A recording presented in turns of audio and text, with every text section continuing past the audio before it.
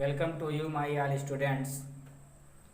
पिछली वीडियो तक हमने कक्षा 10 के चैप्टर संख्या 5 तत्वों का वर्गीकरण नामक चैप्टर पर अध्ययन कर चुके थे। पीरियड टेबल को हमने डिफाइन किया था और हमने आपसे कहा था कि इसके वीडियो के बाद हम तत्वों के वर्गीकरण नामक चैप्टर को विस्तार पूर्वक पढ़ेंगे। तो आइए हम कक्षा 10 के तत्वों का वर्गीकरण नामक चैप्टर शुरुआत करते हैं और ये बात करते हैं इस चैप्टर के अंतर्गत क्या क्या हमको पढ़ना है, कैसे कैसे जानना है। तो सबसे पहले हमें जान लेते हैं कि वर्गीकरण का मतलब क्या होता है। वर्गीकरण का मतलब ये हुआ कि किसी भी तत्व को समान गुणधर्म के एक ही प्रकार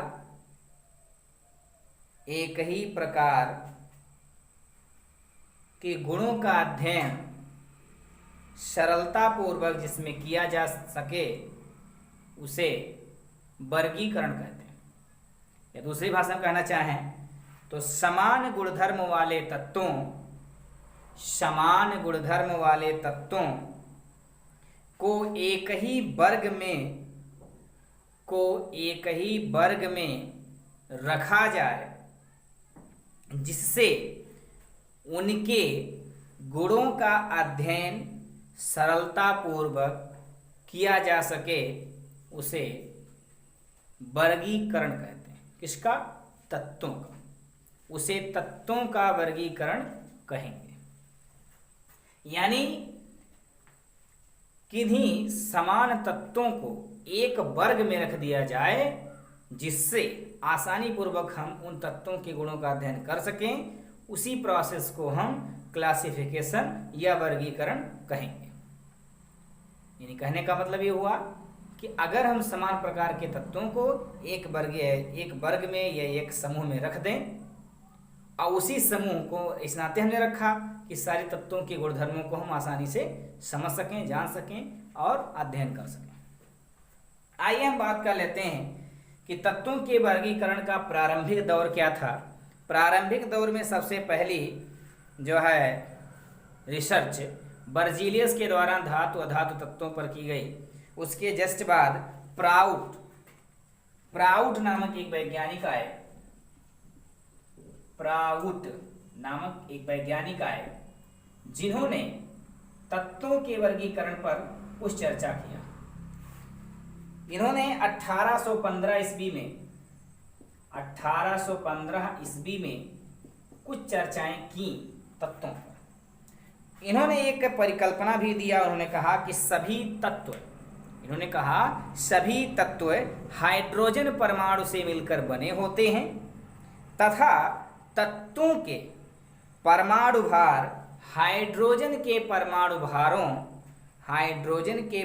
भारों के सरल गुणांक होते हैं।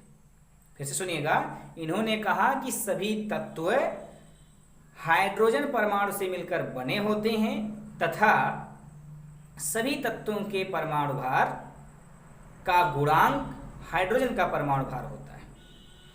कुछ हद तक इनकी बातें समझ में आई। जैसे कि हम ले सकते हैं, सपोज दैट हमने कार्बन का लिया, कार्बन का परमाणु भार 12 है और नाइट्रोजन का ले लें तो 14 है और ऑक्सीजन का ले लें तो 16 है। ये परमाणु भार है इन सब के। आपको एक बात और हम बता दें कि अगर आपको मासा निकालना हो, मैथमेटिक्स में हम चले जाएं, हमको मासा अगर निकालना हो तो मासा हम किस प्रकार से निकालेंगे। अब आपको हम बताते हैं कि मासा निकालने के लिए हम समान उभयनिष्ठ गुणनखंड निकालते हैं। अब उभयनिष्ठ गुणनखंड निकालने का मतलब क्या हुआ? उभयनिष्ठ का मतलब ये हुआ, जैसे मान लीजिए कि हमें 3 और 5 का मासा निकालना है तो उस मासा को निकालने के लिए हम 3 का गुणनखंड करेंगे। इसे हम लिख सकते हैं गुणे 3 और 5 को लिख सकते हैं ये गुणे 5। अब आप देख पा रहे होंगे कि दोनों गुणनखंडों में एक जो है ये उभयनिष्ठ है। इस नाते 3 और 5 का मासा जो हो जाएगा वो 1 हो जाएगा। यानी जिसमें कोई उभयनिष्ठ गुणनखंड नहीं होता उसमें 1 माना जाता है। उसी तरीके से हम क्या इसको 1 गुणे 12 नहीं ले सकते? क्या इसे 1 गुणे 14 नहीं लिख सकते? क्या इसे 1 गुणे 16 नहीं लिख सकते? यानी जितने भी तत्व हैं उनके सभी परमाणु भारों को हम 1 के गुणक में लिख सकते हैं। यानी 1 का गुणा हर परमाणु भारों में किया जाएगा और उसका परमाणु भार वही आएगा। अर्थात सभी परमाणु भारों में जो हाइड्रोजन का परमाणु भार है वो एक गुणक के रूप में सम्मिलित है। आप देख पा रहे हैं कि इसमें देखिए, इसमें भी एक सम्मिलित है, इसमें भी, यानी कोई भी संख्या होगी उसमें एक तो जरूर सम्मिलित होगा, गुणक के रूप में वो हमेशा रहेगा। जैसे यहां पर आप देखें तो वही बात पराउश ने कहा कि सभी तत्व हाइड्रोजन के परमाणु से मिलकर बने होते हैं और सभी तत्वों के परमाणु भारों में हाइड्रोजन का परमाणु भार एक सरल गुणक होता है। और देख ही पा रहे हैं आप सरल गुणक के रूप में।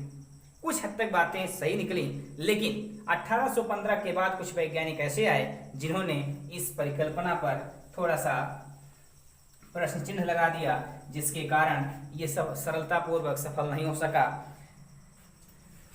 सफल न होने के कारण एक वैज्ञानिक थे जिनका पूरा नाम है जोहन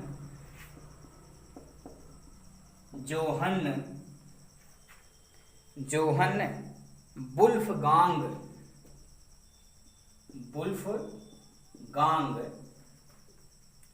डोवे राइनर।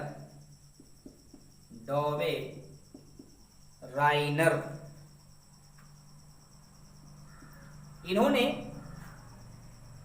1817 ईस्वी में वर्क किया। इन्होंने एक नियम भी दिया जिसे हम डोवर राइनर का त्रिक नियम कहते हैं। त्रिक नियम में इन्होंने क्या बताया, एक नियम दिया। इन्होंने कहा कि यदि हम समान गुणों वाले तत्वों को एक क्रम में रखें तो एक सूत्र भी इन्होंने बताया कि पहला तत्व का परमाणु भार प्लस तीसरे तत्व का परमाणु भार बटे 2। चलिए हम कुछ उदाहरण लेकर के समझ लेते हैं। जैसे हम लिथियम ले लें, सोडियम ले लें और पोटेशियम ले लें। ये एक ही वर्ग के तत्व हैं, समूह नंबर 1। पिछली वीडियो में मैं आपको बता भी चुका हूं। अब इस सूत्र को हम कैसे फॉलो करेंगे, इस एग्जाम्पल को आइए जान लेते हैं। देखिए, अगर लिथियम के परमाणु भार की हम बात करें तो है 6.94, लगभग 7। 6 रुपये 94 पैसे को हम 7 रुपये मान सकते हैं। इसका हो गया 7, इसका परमाणु भार 7 हो गया। हमें बीच वाले का नहीं मालूम है अभी, तीसरे वाले का हम मालूम कर लेते हैं। तो जो पोटेशियम है उसका है 39.09, इसे 39 ही माना जाएगा। चलिए, इन दोनों का परमाणु भार हमें प्राप्त हो गया। अब इसे अगर हम चेक करें तो उन्होंने क्या कहा था कि पहले तत्व का परमाणु भार और तीसरे तत्व का परमाणु भार, इन दोनों को हम जोड़ लेंगे। 7 + 39/2 यानी 46/2 आएगा। काटेंगे तो 23 आएगा। 23 हमें प्राप्त हुआ, जो कि सोडियम का परमाणु भार है। यानी डोवर नियम ने अपने त्रिक नियम में यही कहा कि यदि हम एक ही वर्ग के किन्हीं 3 तत्वों को लें और उनके पहले और तीसरे तत्व के परमाणु भारों को जोड़ दें और जोड़ करके 2 से भाग दे दें तो बीच वाले तत्व का परमाणु भार आ जाएगा। और भी 1-2 उदाहरण ले लेते हैं। जैसे हम कैल्शियम ले लें, CaSr और Va, ये एक ही समूह के तत्व हैं। अब ये किस समूह के तत्व हैं, इसके बारे में अगर हम बात करते हैं तो ये समूह नंबर 2 के हैं। Ca का परमाणु भार होता है 40.08, मतलब इसको लगभग 40 मानते हैं। और बीच वाले का भी मुझे नहीं पता है, लास्ट वाले का हम पता कर लेते हैं। इसका है 137.33, यानी लगभग 137 हम मान लेते हैं। 137 और 40 हम जोड़ लेंगे, 137 + 40/2 करेंगे, 177/2 आएगा। अगर इसको हम डिवाइड कर देते हैं तो हमको मिलेगा 83.3, शायद 83 नहीं 88 मिलेगा। 88.5 के लगभग आएगा। और इसका जो परमाणु भार होता है 88 होता है। ये आप पिछली वीडियो में जो पीरियोडिक टेबल का चार्ट हमें दिखाया है उसमें देख सकते हैं। यानी डोबरनियर का आपका जो जोहन वुल्फगांग डोबरनियर ने 1817 में वर्क किया, उसको आप आसानी पूर्वक समझ पा रहे होंगे कि इसमें बात क्या हुई। इसमें बात यही हुई कि यदि हम एक ही वर्ग के किन्हीं तीन तत्वों को ले लें और प्रथम और तृतीय तत्व के परमाणु भारों को जोड़कर बटे 2 कर देंगे तो बीच वाले का परमाणु भार हमें पता चल जाएगा।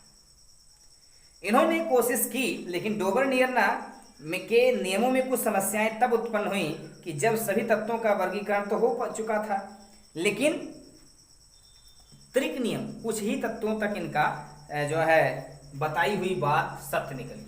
कहीं कहीं थोड़ा बहुत इसमें विसंगतियां उत्पन्न हुई, समस्याएं हुई, जिसके चलते इस नियम का विकास नहीं हो पाया, इस नियम को आगे फॉलो नहीं किया जा सका।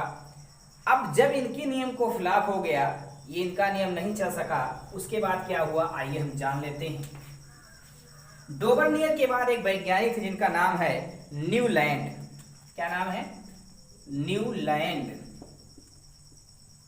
न्यूलैंड ने कब काम किया? इन्होंने वर्क करना शुरू किया 1866 में। 1866 ईस्वी में न्यूलैंड ने एक प्रयास किया। उस प्रयास में इन्होंने एक नियम दिया कि यदि आप लिख भी सकते हैं, यदि तत्वों को उनके बढ़ते हुए परमाणु भार के क्रम में रखा जाए तो प्रत्येक तत्व अपने 8वें तत्व के समान गुण वाला होगा।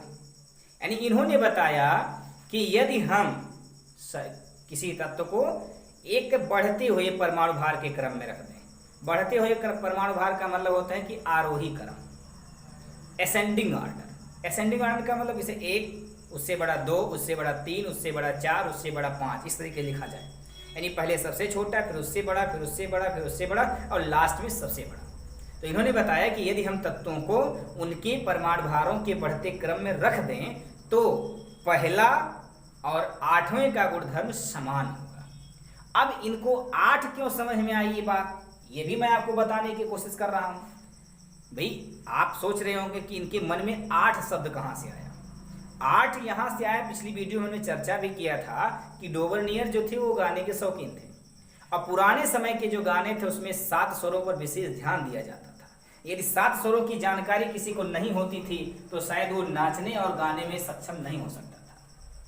उसी तरीके से जो न्यूलैंड थे, न्यूलैंड भी गाने के शौकीन थे, तो जाहिर सी बात है कि 7 स्वरों का उनको ज्ञान भी रहा होगा, उनको जानकारी भी रही होगी, पहचाने भी होंगे, इस तरीके से बातें कुछ रही होंगी। यदि आप कभी माँ शारदे की वंदना सुने होंगे तो उसमें भी एक बात आती 7 सुर की रचैया।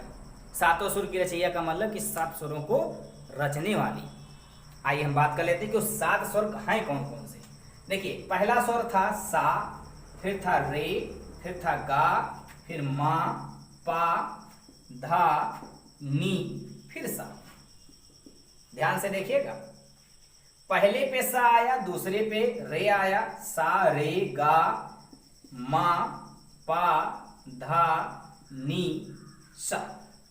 ध्यान से देखिएगा, पहले पर सा आया और फिर 8वें पर फिर सा आ गया, यानी 7 स्वर ही हैं हमारे। ये तो आप स्पष्टली समझ पा रहे होंगे। अब इन 7 स्वरों में हम तत्वों को रख के देख लेते हैं कि कितनी सत्यता है इनकी नियमों में। चलिए पहला तत्व हम रखते हैं हाइड्रोजन। हीलियम को नहीं रखेंगे क्योंकि वो आदर्श गैस है या अक्रिय है, तो अक्रियों को हम नहीं सम्मिलित करते हैं। हाइड्रोजन को लिखे, उसके बाद हीलियम आता है तो हीलियम को छोड़ देते हैं। हम लिथियम ले लेते हैं, उसके बाद बोरान ले लेते हैं, सॉरी बेरिलियम ले लेते हैं, उसके बाद बोरान, फिर कार्बन, नाइट्रोजन, ऑक्सीजन। उसके बाद जो बात आएगी हाइड्रोजन। चलिए hydrogen, lithium, beryllium, boron, carbon, nitrogen और ऑक्सीजन, इतनी चीजें हमने रख दिया। अब हम आपको ये बताते हैं कि ऑक्सीजन 7वें नंबर पर है, उसके बाद फिर 8वें पे आती है फ्लोरीन। क्या आती है? फ्लोरीन। 8वें नंबर पर फ्लोरीन आई, फ्लोरीन। अब आपको हम बताएं कि किस तरीके से आप जान सकते हैं कि इनके गुणों की समानता है। समानता का मतलब यह हुआ कि जब जैसे अगर आप सारे गामा पा धा नी सा नहीं समझ पा रहे हैं तो आप समझ लीजिए कि संडे मंडे हम याद करते हैं। जैसे आज के डेट में अगर शनिवार है तो आज के 8वें दिन फिर शनिवार ही होगा, यानी शनिवार वो और आज का दोनों शनिवार ही तो हैं, दोनों समान हुए। उसी तरीके से पहले वाले पर सा आया है और 8वें पर भी सा आया है, तो ये भी सा है और ये भी सा है, तो दोनों समानता हुई दोनों में। क्यों? क्योंकि दोनों एक ही अक्षर हैं। अब दोनों एक ही अक्षर, उसी तरीके से आप देख सकते हैं कि पहले पर हाइड्रोजन आया है और 8वें पर फ्लोरीन आया है। हाइड्रोजन भी गैस है और फ्लोरीन भी गैस है, तो ये दोनों के गुण क्या हो गए? समान हो गए। इसी तरीके से हम फिर भी अगर आगे बढ़ाते चले जाएं, जैसे सोडियम मिल गया हमको, मैग्नीशियम, फ्लोरीन के बाद नियान आता है, तो नियान आपका अक्रिय है। उसके बाद अगले श्रेणी में हम जाएंगे sodium, magnesium, aluminium, silicon, aluminium, उसके बाद सिलिकॉन, फास्फोरस, सल्फर। क्या मिलेगा? सल्फर। फिर देखिए, फिर 8वें पे क्लोरीन आ गई।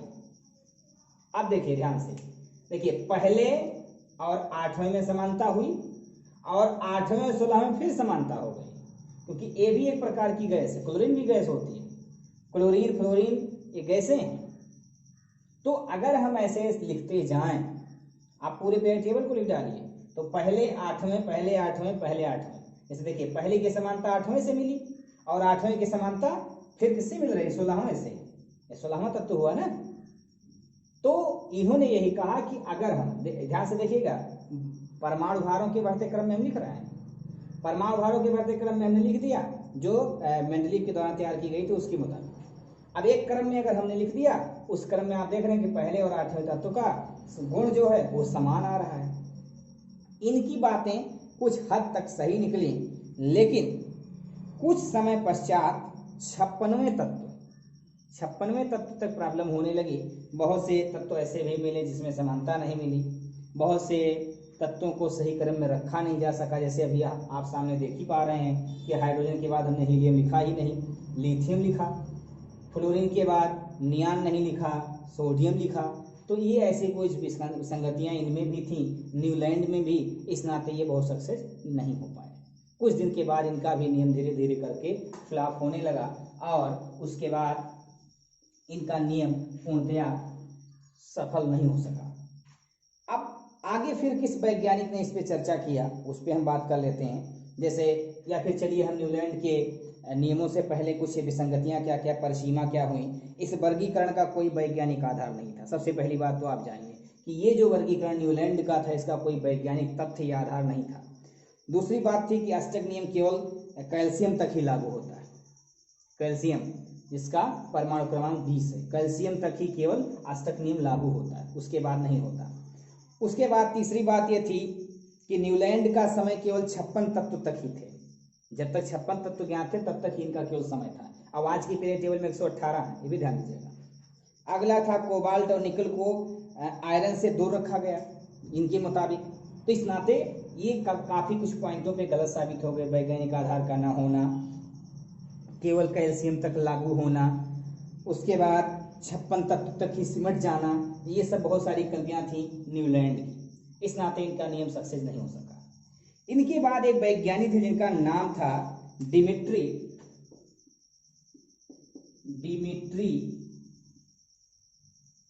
इवानोविच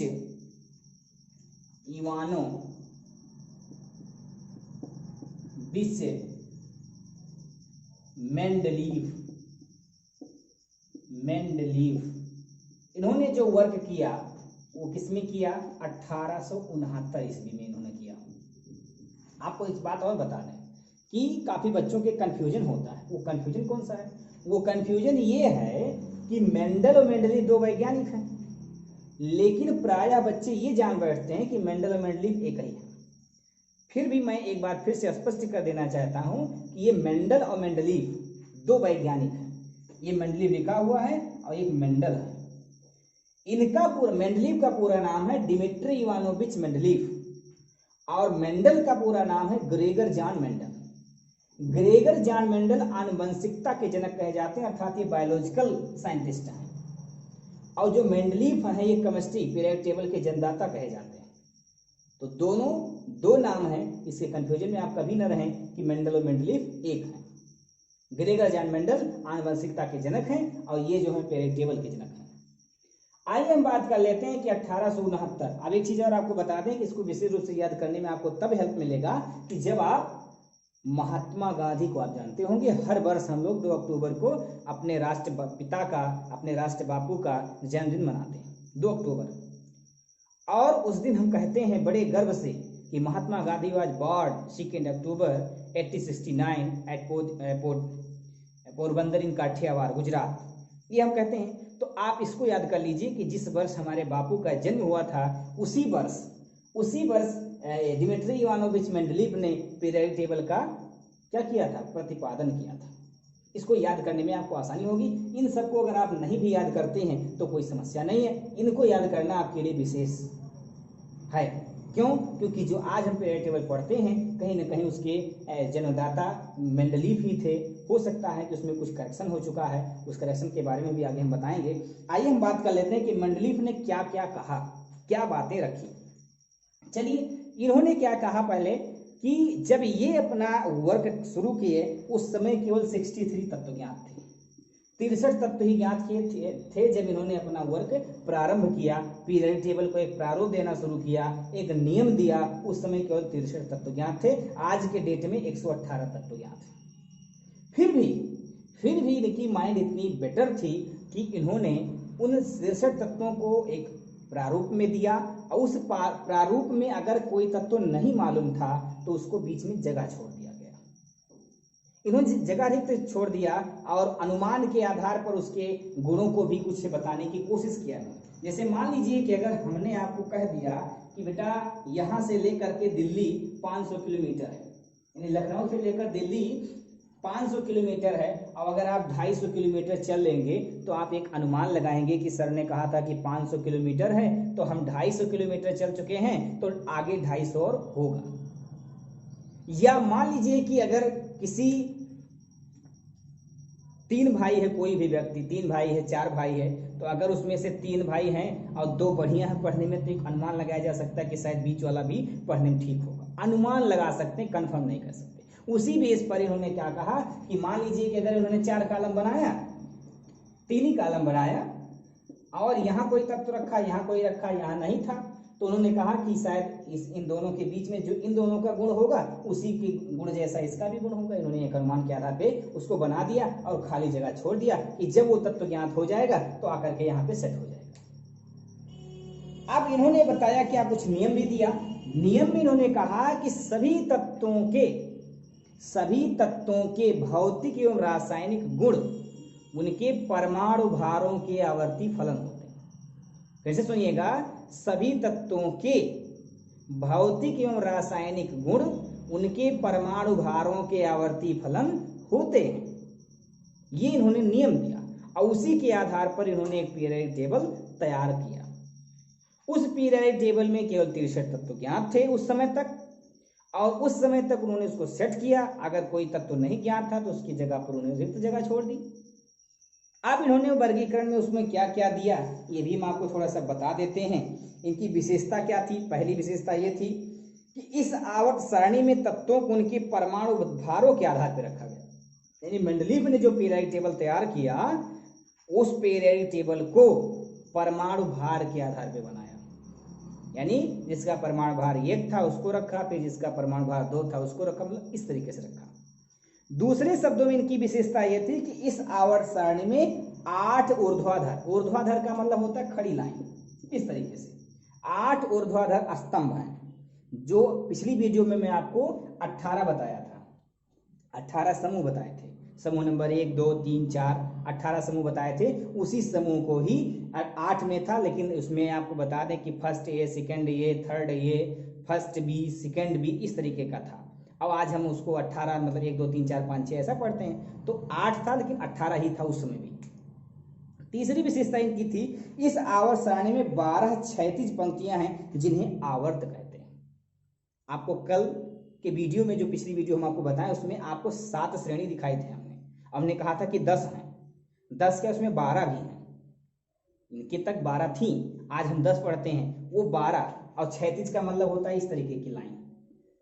पिछले भी वीडियो नंबर 1 में आप देखेंगे तो आपको मिलेगा कि 1 2 3 4 5 6 7, इस तरीके से मैंने आपको बताया था। हमने कहा था 1 2 3 4 और चौथे, पांचवें, छठवें, सतवें में 2 हैं, इस तरीके से। तो 12 क्षैतिज श्रेणियां इनके पीरियड टेबल में थी, जिसे हम समूह कहते थे या पीरियड कहते थे या श्रेणी कहते थे। और जो 8 स्तंभ क्षैतिज थे, इन्हें हम समूह, वर्ग या ग्रुप कहते हैं। ये हम पिछली वीडियो में आपको बता चुके हैं। अगली विशेषता इनकी क्या थी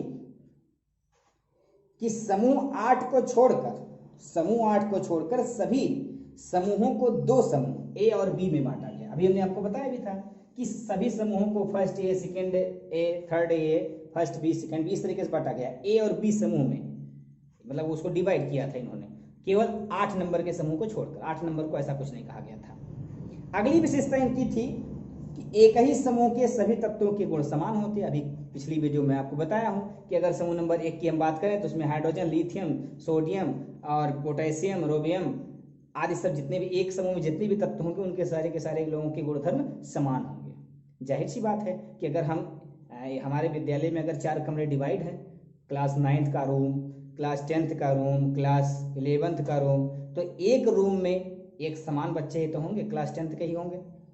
क्लास 10th में 10th वाले होंगे, 9th में 9th वाले होंगे और 11th में 11th वाले होंगे। यानी एक क्लास में बैठे सारे बच्चों का एक ही जैसा सिलेबस होगा, एक ही जैसा उनका बिहेव होगा, एक ही जैसी पढ़ाई होगी। ऐसा तो है नहीं कि एक क्लास में कई बच्चे कई तरीके से। उसी तरीके से इसमें एक समूह यानी एक वर्ग में जितने भी तत्व होंगे, वर्ग का मतलब कक्षा, जो आप हमने क्लास का एक उदाहरण जो लिया वो कक्षा समझ लीजिए। एक कक्षा में जितने लोग बच्चे बैठ के पढ़ेंगे वो सब एक समान होंगे। उसी तरीके से एक वर्ग में जितने तत्व होंगे, उनका सारे के सारे लोगों का गुणधर्म समान होगा। आगे हम बात कर लेते हैं कि अगली विशेषता इनकी क्या थी कि रिक्त स्थान वाले तत्वों के गुणों का अनुमान लगाया गया था।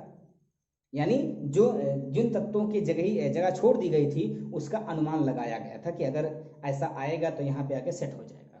अगली विशेषता इनकी यह थी कि उस समय तक अक्रिय गैसें जो थी वो ज्ञात नहीं थी। जो आज हम नोबेल गैस के नाम से या आदर्श गैस के नाम से या अक्रिय गैस के, जिसको हम समूह नंबर 18 में आज रखे हुए हैं। अब पिछले पीरियड टेबल जो हम समझा रहे थे पिछली वीडियो में, वहाँ हम देख सकेंगे हीलियम, नियान, आर्गन, क्रिप्टॉन, जिनान और रेडान, ये आदर्श गैसें या अक्रिय गैसें या नोबेल गैसें इनको कहा जाता है। तो जब मेंडलीफ ने अपना पीरियड टेबल तैयार किया था, उस समय ये अक्रिय गैसें ज्ञात नहीं थी। अगली विशेषता यह थी कि आवर्त सारणी में किसी भी तत्व के स्थान द्वारा उसके गुणों को स्पष्ट किया जा सकता है। यानी उसके स्थान से ही उसके गुण को हम स्पष्ट कर सकते हैं, क्योंकि उस तत्व के गुण उसके ऊपर और नीचे स्थित तत्वों के औसत गुणों से मिलते हैं। यानी ठीक प्रकार से हम बता सकते हैं, जैसे हम क्लास में अगर बैठते हैं तो वहाँ गर्ल्स एंड बॉयज दोनों बैठते हैं। प्रायः आपको यही मिलता होगा कि अगर एक सीट पे लड़की कोई बैठी है तो उसके अगल बगल की भी लड़कियां बैठी होंगी। यानी मान लीजिए कोई सीट है, इस सीट के बीच में कोई गर्ल्स बैठी है तो इस साइड भी गर्ल्स होगी और इस साइड भी गर्ल्स होगी। अगर कोई लड़का बैठा हुआ है तो जो लड़का, अगर लड़का बीच में बैठा है तो इस साइड में लड़का होगा, इस साइड भी होगा। यानी इन्होंने भी वही बात कही कि ये तो जैसे तो हम 36 में बताए, अगर हम ऐसे में बात कर लेते हैं, यानी जो ऊपर होगा वो नीचे और बीच वाला भी तो ही होगा। यानी इनके गुणों को हम ऊपर वाले तत्व और नीचे वाले तत्वों से स्पष्ट कर सकते हैं। यानी जो व्यवहार ये करेगा, जो व्यवहार ये करेगा, उसी के व्यवहार से मिलता जुलता व्यवहार इसका होगा। यानी जो गुणधर्म इसका होगा वही गुणधर्म इन दोनों के गुणधर्म से मिलता जुलता गुणधर्म इसका होगा। क्यों? क्योंकि इन दोनों के बीच में है ये। इसी चीज को मेंडलीफ ने अपने विशेषता में बताया। अब बात आती है कि आपके मन में एक हार्दिक इच्छा उठ रही होगी कि हम उसको जानें, उसको देखें कि मेंडलीफ द्वारा प्रस्तुत वो आवर्त सारणी कौन सी थी। ये चीज आपके मन में जानने की इच्छा हो रही होगी। तो फिर हम आपसे वादा करते हैं कि अगले वीडियो में मेंडलीफ द्वारा प्रस्तुत, ध्यान दीजिएगा, पिछली वीडियो में जो आपको मैं पीरियड टेबल दिखाया हूं उसका ढांचा मेंडलीफ का हो सकता है, प्रतिपादन शुरुआत मेंडलीफ के द्वारा हो सकती है, लेकिन वो जो आपको पीरियड टेबल दिखाया गया, पहली बात तो इनका पीरियड टेबल जो मेंडलीव का पीरियड टेबल था वो परमाणु भार पे था, और अब जो है वो परमाणु क्रमांक पे है, ये भी जान सकते हैं। और अब जो हम आधुनिक पीरियड टेबल या मॉडर्न पीरियड टेबल या संशोधित आवर्त सारणी के नाम से जानते हैं, वो मोजले के द्वारा 1913 में करेक्शन कर दिया गया। लेकिन फिर भी नींव अगर किसी ने रखा था तो मेंडलीव ने ही रखा था। तो अगली वीडियो में हम मेंडलीव की आवर्त सारणी पर चर्चा करेंगे और इनकी विशेषता, इनके द्वारा बताए गए नियम आदि के बारे में भी जानकारी थोड़ा बहुत लेंगे। फिर आधुनिक आवर्त सारणी को भी हम पढ़ने की कोशिश करेंगे, आधुनिक आवर्त सारणी की विशेषता बताएंगे, आधुनिक आवर्त सारणी को किसने बनाया, कैसा रहा। ये पिछली वीडियो में हम आपको पीरियड टेबल समझाए हैं, लेकिन फिर भी अब विस्तृत जानकारी लेने के लिए हमें आधुनिक पीरियड टेबल फिर से पढ़ना होगा और मेंडलीव के द्वारा प्रस्तुत की गई पीरियड टेबल को जानना होगा।